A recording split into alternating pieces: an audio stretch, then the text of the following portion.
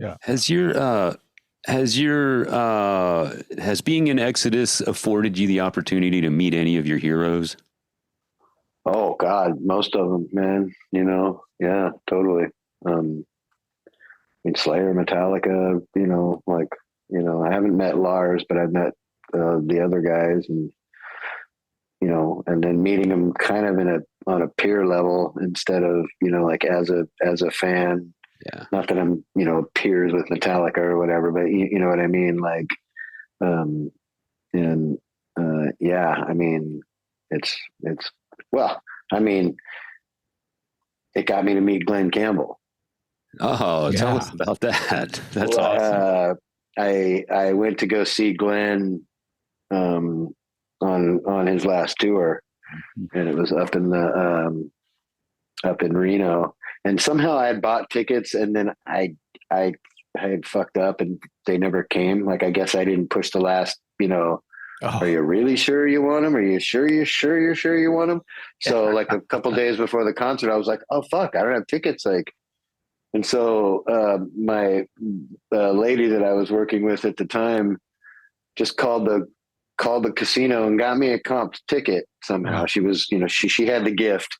Wow. And so I went, and I she was like, make sure to find that guy and thank him for comping your ticket. And I was like, yeah, totally. So I put my red suit on and went up all by myself and went in, and I was totally pimping.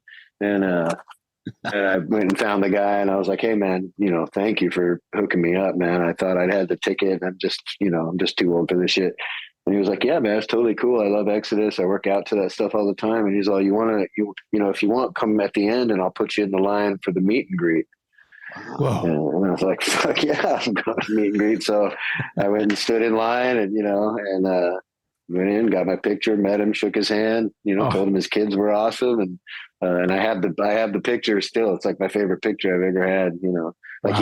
He's in a blue suit and I'm in a red suit. And it's like totally killer. So it comes up every year on his birthday, which was yesterday. And as a matter of fact, I went to a Glen Campbell tribute last night here in Nashville, and his whole family was there, and Jimmy Webb, who was a songwriter back in the 70s. I mean, he wrote Wichita Lineman, Galveston. By the time I get to Phoenix, he wrote Up and Away and My Beautiful Balloon. Oh my God. And he wrote Highwaymen. He wrote all these songs, and then he was there and he played all those songs, and then talked about, I wrote it like this, Glenn played it like this, and and it was really cool. So, wow, that's awesome.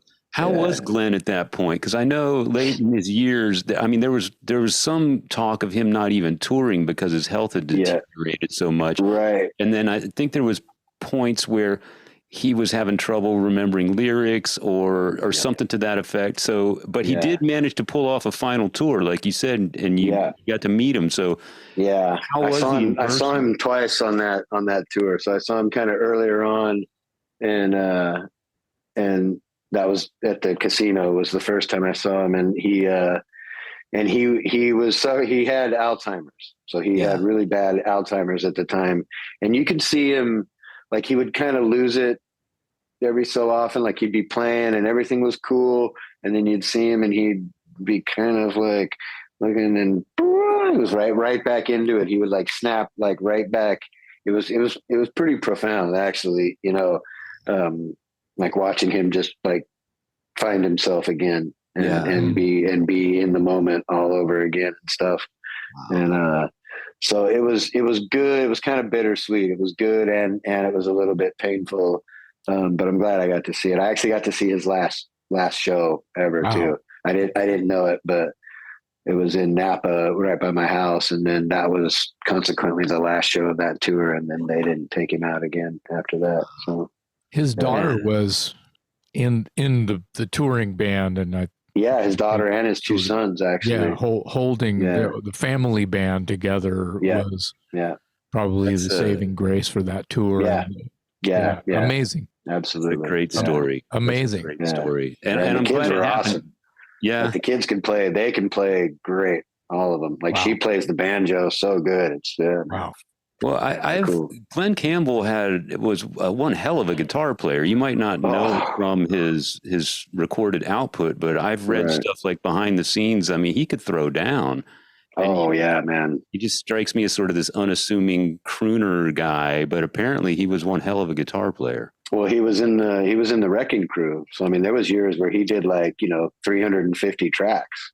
Yeah. Yeah. He did all the Beach Boys stuff, all the, he was on Strangers in the Night with Frank Sinatra and, I mean, all these great, all those old songs back then, it's him on the electric guitar. Yeah, the stories you hear about all those old pop songs and big band songs and things like that, if they need a guitar player, he was one of the guys. That's right. For years. That's right. For years. For probably 15 or 20 years. Yeah, he's one of the only ones that actually, had his own solo career out of that group of players. Most of them, they were making so much money doing the studio work, they didn't want a chance losing that revenue by going out and, going on tour. So he was one of the only ones that actually even ever had a solo career. Similar to related to the Motown story about the bands that the guys that just hung around the studio all day and they just changed the singer. Yeah. Same with here. Yeah, it was the A-Team. It was those guys. They're on all those old recordings, like every single one of them. So yeah. Wow, I'm glad I asked that question. What a great story about Glen Campbell, and I'm so glad it happened to you because you obviously have an appreciation for that type of music. That's man. I love him. Yeah, he was one of the greatest. Yeah. So you admit to Jack Gibson, thrash metal bassist for legendary Exodus, Bay Area Kings. Would you call yourself a music nerd? Yeah, sure. Yeah, because I like, and I've played all kinds of styles of music. I backed up a flamenco guy for a while. I was in like a Sublime kind of punk reggae skater, type band, metal bands, country music. Yeah, kind of doesn't matter. Like I recorded with really hardcore rap dudes where I was almost afraid to be in the studio with him and shit. I was like, whoa, shit. Are we gonna get killed here? Sketchy situations with guns on the table and shit. Yeah, totally. Oh my god, yeah. Wow. Well, let me ask you this: after you've kind of told us that, now we know that. At what age were you starting to sort of like branch out? I mean, did you grow up just like the rest of us? You got a Kiss record or a Priest record, and I don't know, Bay City Rollers, Led Zeppelin, something like that. For me, it was Rush. Rush, nice. Yeah. So when you started to branch out as a musician and play different styles of music, how far into your, I'll loosely call it a career, because usually when you're a teenager and you're growing into your instrument kind of thing, when did you start playing with other styles of music with other musicians outside of your I guess band? pretty early because I'd only really picked, I knew how to play the guitar from like guitar lessons when I was young, and I played piano and stuff like that, but I didn't really start playing like heavy music or anything until I was right at the end of high school. Okay. Like a bunch of my friends played guitar and I kind of noodled on their guitars. And then one of my friends said, why don't you get a bass? Like, you can play that thing, get a bass and you can play with us. So then I started playing bass, and then like 2 years later I went to BIT at MI. Like I took lessons. I started learning actual, I was so into Billy Sheehan, so I wanted to know how to go. Didn't we all? Didn't we all? So so I started learning, like all the modes and keys and all that stuff, and then my buddy was going to GIT, and I just walked in the door with my bass and like took the test in person. and I fucking passed, you know. I was like, well, fuck, now I got to pay for this, you know? So, so I ended up going to BIT like real early in my playing career. And then that really set like this, you know, base for me to learn anything I wanted later. You know, they make you do that kind of thing. Like you got to play blues and you got to play this and you got to do jazz and you got to play rock and you got to get up in front of people and you got to play music with people you've never met, you know? You know, where everybody shows up and the guy goes, you, here's your sheet, come back and play it in 5 minutes.